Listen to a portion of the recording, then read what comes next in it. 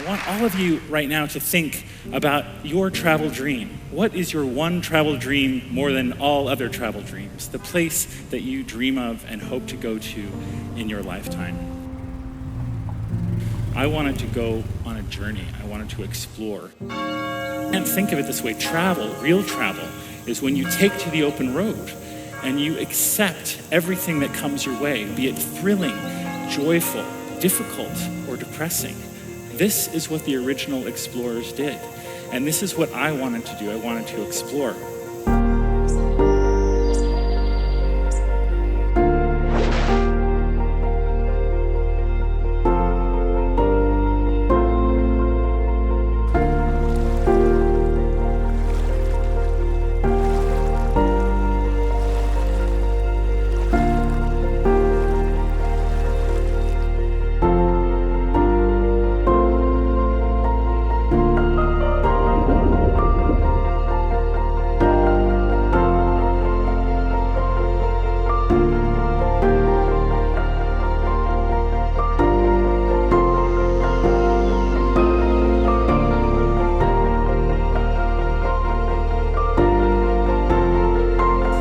Don't be a tourist in your life, taking pictures as it happens.